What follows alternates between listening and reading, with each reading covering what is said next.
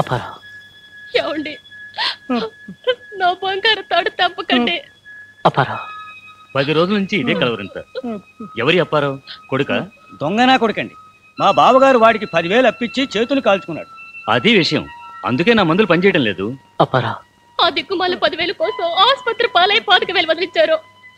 ఇంకో 1,00,000 అయినా పర్వాలేదండి, ఆయన బ్రతికించండి. డబ్బు జబ్బు చేసిన ఈ మనిషిని మీరు బతికించుకోవాలి అంటే ఒక్కటే మార్గం. ఏమిటి? అర్జెంటుగా అప్పారావు తీసుకురావాలి. ఎందుకు? మా బావగారు చావు బతుకుల్లో ఉన్నారు.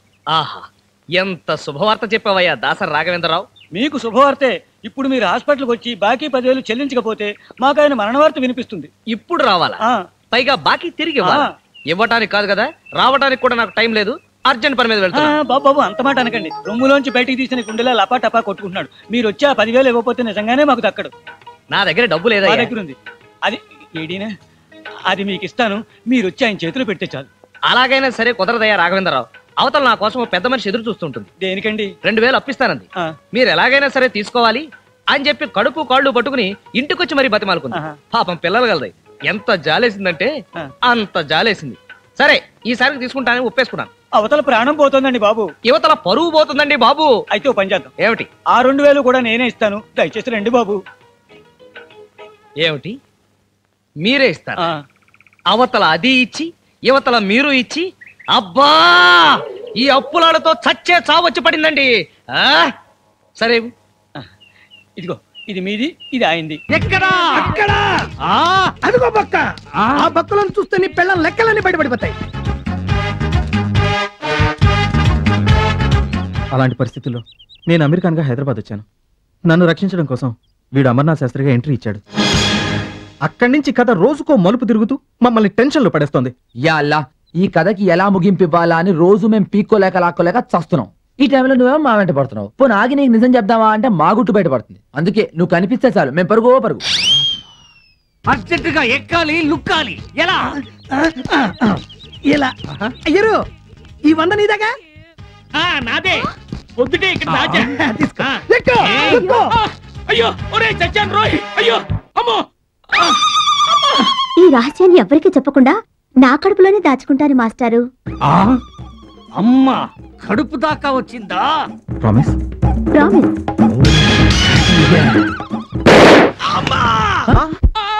నేను చేయలేదు. నువ్వు నోరు పోయి రాలుచ్చా.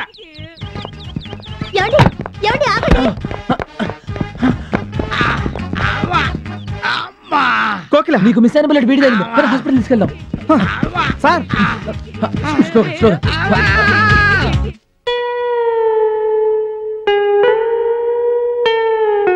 ఓహో, వీడి పీక కోయడానికి వచ్చింది మీరేనండి? వాట్?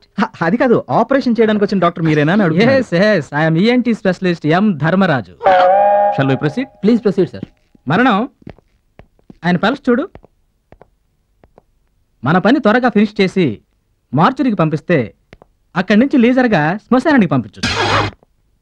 ఆ మిగతా సంగతి కొరువు చూసుకుంటాడు. There ends the matter. Sir, వీడు ఫుల్గా ఎప్పుడు మాట్లాడతాడండి? ఆ విషయంలో మా సీనియర్ డాక్టర్ కూడా గ్యారంటీ ఇవ్వలేరు. డాక్టర్ దానం. డాక్టర్ దహనం అంట. బుల్లెట్ స్వరపేటకి పక్క నుంచి దూసుకుపోవటం వల్ల ఇప్పట్లో శబ్దానికే గానీ డైలాగ్కి గ్యారంటీ లేదు. అబే, తొందర కంగారు ఏమీ లేదండి. ఇప్పుడు వీడు మాట్లాడకపోతే తెలుగుదేశానికి ఏమీ నష్టం లేదు. Is he a politician? అవునండి, మా వాడు పెద్ద పొలిటీషియన్. అయితే కాంగ్రెస్ పొజిషన్ కూడా కనుక్కొని చెప్పండి. అలాగే బీజేపీ, ఎంఐఎం, అదర్స్ కూడా కనుక్కు చెప్తాను సార్. కోకిల, విన్నావా?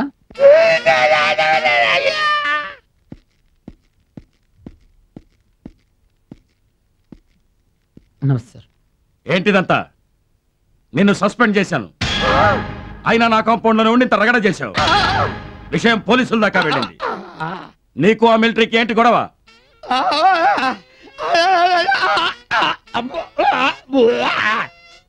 ఆ మిలిటరీ వాడి భార్యతో ఈయన గారు ఇష్యూ అండి. దాంతో వారు రెచ్చిపోయి వీరిని డిష్యూ అండి. చచ్చా, నేను చెప్తాను. అవును సార్, మేమే తీసుకొచ్చాను. అవునండి. పక్కింటి ఆడపిల్ల మనకు చెల్లితో సమానమని 5 ఏళ్ల కిందట అనసూయమ్మ విషయంలోనే చెప్పాను. అయినా నీ బుద్ధి బురదలోనే ఉంది. నిన్ను నేను చెప్తాను నువ్వు పడుకో. నాకు అర్థమైంది, మొత్తం టోటల్ అర్థమైపోయింది నాకు. నేను చెప్తాను, ఎక్స్ప్లెయిన్ చేస్తాను. ఆ తప్పు చేశాను, పొరపాటు అయిపోయింది, ఇంకా జీవితంలో ఇంకెప్పుడు ఇలాంటి పొరపాటు చేయను అంటున్నారు సార్. అయ్యో మీరు కష్టపడకండి, మేము చెప్తాము. మ్యాటరు పోలీసుల దాకా వెళ్లకుండా చూసుకోమని ఏడుస్తున్నాడు. సమజ్గా వీళ్ళ మంచితనం వల్ల వదిలిపెడుతున్నా. మళ్ళీ ఏ జన్మలోనూ నువ్వు నాకు కనిపించకు. యాదరకు పడుకో, నేను ఇంకా సర్నాశనం చేయాలి. నేను పర్సనల్ గా ఫోన్ చేస్తా. పడుకోరా, నిన్ను నీ చంపుతాగా.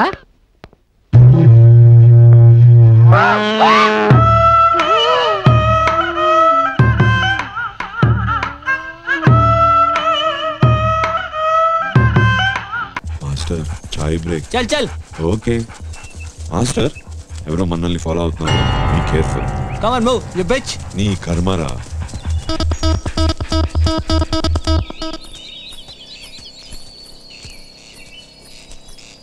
ఛ, తప్పు. అక్కడ రైట్ తీసుకోవాల్సింది. నీ మాట వినొచ్చాను. రవి ఫినిష్. వాళ్ళు వాటర్లోకి వెళ్ళారు, నాకు సెంట్ పట్టడం రాదు. Sorry master. మాస్టర్, ఇప్పుడు చిన్న చాయ్ బ్రేక్ తీసుకొచ్చా. Complaint captain.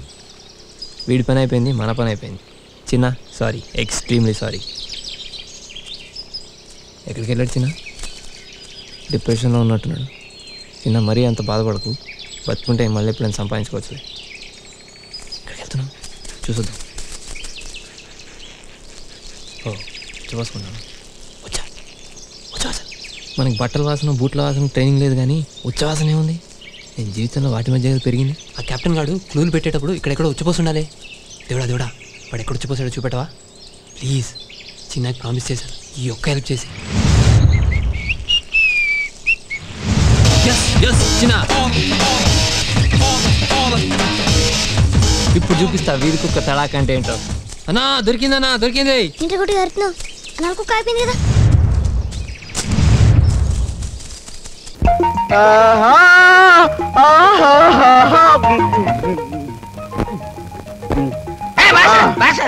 మళ్ళీ ఆయన ముందు వచ్చి రాయ్ ఎగతాడు ఉందిరా. మా పేటకు వచ్చి మమ్మల్ని కొట్టాలని చూస్తారా? రాయ్ రాయ్ వీడికి స్టంట్ మాస్టర్ సంగతి తెలిసినట్లేదు, కొడతాను రా. రాయ్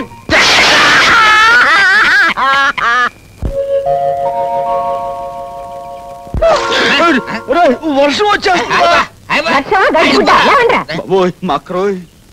ఏమిటో రోడ్డు మీద వెదవేశాలు? రాత్రి అంతా ఏం చేశారా మీరు? రాత్రి నేనేం తాగలేదు, వీడే తాగాడు. అబద్ధాలు ఆడకు, నువ్వు తాగావుగా. నువ్వు తాగావా? నేను తాగలేదు అక్క. రాత్రి వీడి పుట్టినరోజని వీడే తాగాడు. నా పుట్టినరోజు ఎప్పుడో నాకు గుర్తులేదండి. చీపురు కట్టతో 4 పీకితే అదే గుర్తుకొస్తుంది. గుర్తొచ్చిందండి, నిన్నే పుట్టానండి, ఇద్దరం కలిసి తాగేవండి. నేనే తాగాను రా. అబద్ధాలు ఆడకూడదు. నిజం చెప్పరా? అక్క నిజం చెప్తానక్క, రాత్రి దాహం అయింది. ఒరే మంచులు కావాలరా అడిగాను, వీడింత గ్లాస్ తో మంచులు ఇచ్చాడు. మంచులు కదా అని తాగాను. తీరా తాగే తెలిసింది అది సారాయని. అంత కొట్టువాడి డబ్బులు కూడా ఇవ్వలేదండి. చెడగొట్టడానికి వాడిని తాగిస్తారా? పోరా పోరా.